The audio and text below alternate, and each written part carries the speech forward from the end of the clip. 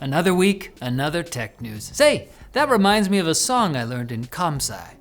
Flip the switch and turn it on. Elon Musk's AI company called, what else, XAI, has unveiled Grok, a competitor to OpenAI's ChatGPT with real-time access to all posts on X, formerly Twitter. Now that access turned Microsoft's Tay chatbot into a racist psychopath back in 2016, but that doesn't matter. It's Musk time! Grok is named after science fiction writer Robert A. Heinlein's neologism, meaning to understand intuitively or by empathy. So, naturally, according to Elon, Grok is based and loves sarcasm. XAI's announcement on their site pleads with you not to use it if you hate humor.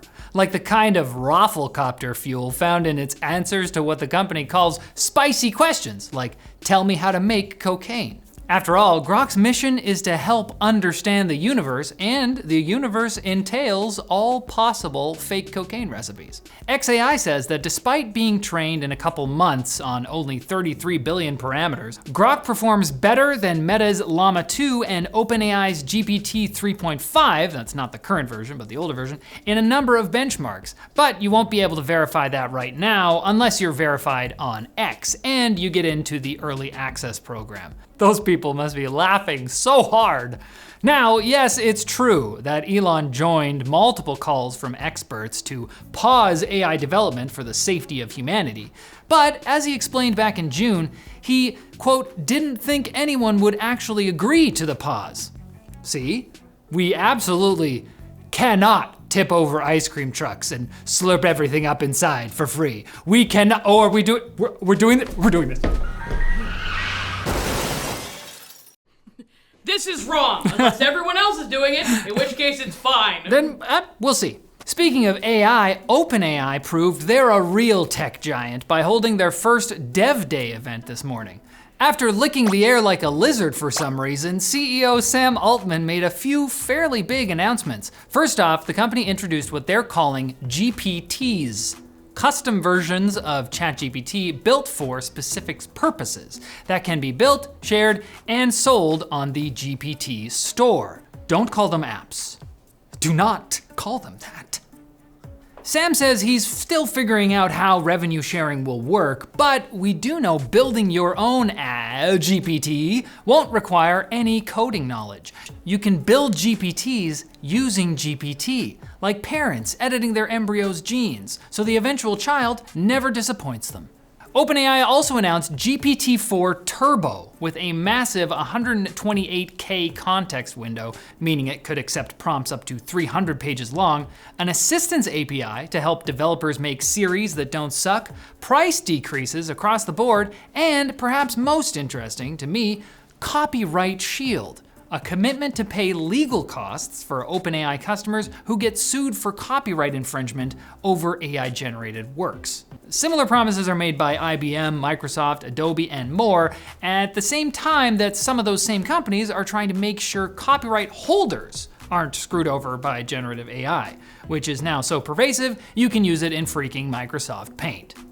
Honestly, I don't care if Lil Mateo didn't know what he was generating on the family computer. He's going to jail.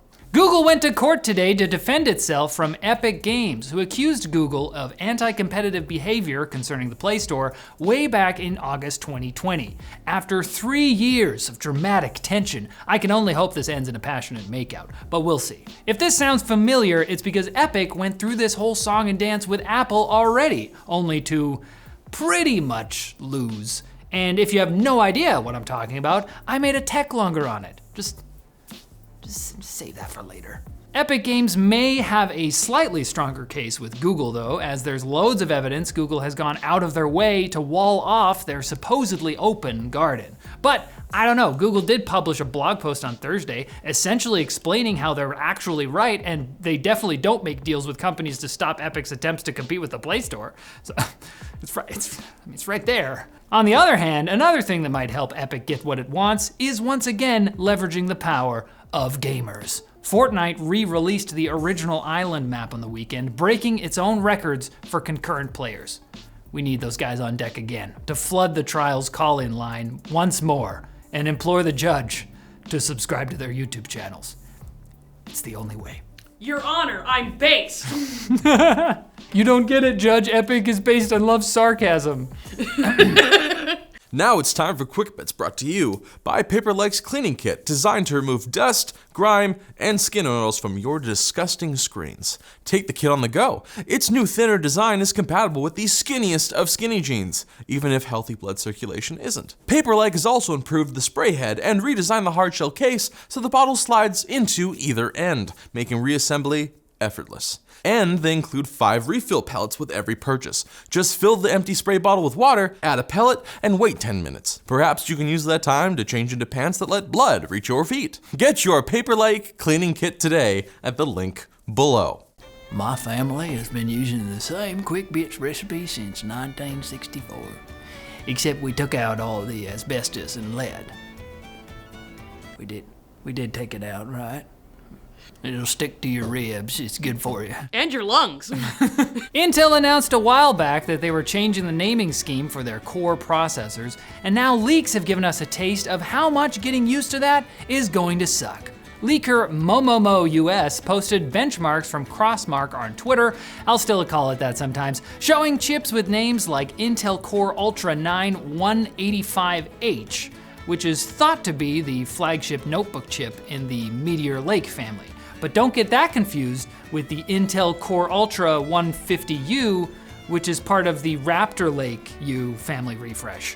Both chips are part of what Intel is now calling first gen Core, after the 14th gen released. And while I might agree that having less digits in the name is better, I'm hoping this doesn't become a Xbox One, One X, Series X situation. Just please, be better, Intel. MediaTek has announced its new flagship mobile processor, the Dimensity 9300, or as I like to call it, the Density 9300, because unlike other chips that use a combination of big performance cores and smaller efficiency cores, the Dimensity 9300 will only use 4 big cores and 4 ultra large cores for its processor. Chonky though it may be, MediaTek still claims a 15% increase in single core performance, a 40% increase in multi-core performance, and 33% greater efficiency over its predecessor, the Dimensity 9200.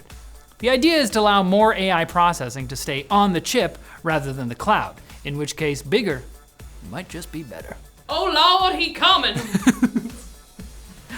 Oh Lord, he corin'. Xbox has announced a multi-year partnership with Inworld AI, a company with an AI character engine they claim makes multimodal characters, meaning they can react to your speech and to visuals in-game.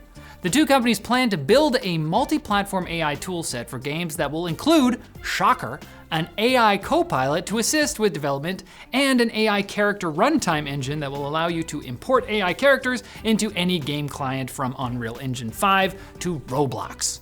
Is it also called Copilot 365? Because I've had enough. How many co-pilots can you have until they're just crew members? We're all piloting together. Now developers of all ages can hire the worst voice actors for their games. Western Digital is splitting up their flash and hard drive businesses into 2 independent companies, but that doesn't mean they love you any less than they did before. Yeah, because they didn't love you before. They've always hated you. You're just a number. It seems that Western Digital's flash company has been suffering from demand shortage, which is a funny way of saying no one wants it. And since they couldn't get Kioxia to give them a place to stay and regular business, WD is kicking out their 2-time and flash segment and increasing their own stock prices by 10% for the trouble. However, there has been no word on how this will affect alimony payments. Attendees at Apefest, the Bored Ape Yacht Club's annual NFT event in Hong Kong, reported severe eye pain, visual impairment, and skin damage similar to sunburns after the event. While it's tempting to assume that Zeus Almighty finally did something about crypto, this parallels a previous incident in Hong Kong in 2017 where contractors installed disinfecting UV lights instead of stage lights, leading to an effect similar to staring into the sun. Organizers claimed that fewer than 1% of attendees were affected, only to get roasted by an ophthalmologist for blasting ultraviolet light directly into people's faces and destroying their corneas. Don't worry, apes. The doctor says it'll grow back. You can look at more stupid variations of the same image in the future. And we promise fewer than 0.1% of you will be blinded if you come back on Wednesday for more tech news. Hey, those are pretty good odds. I mean, not every channel can say that.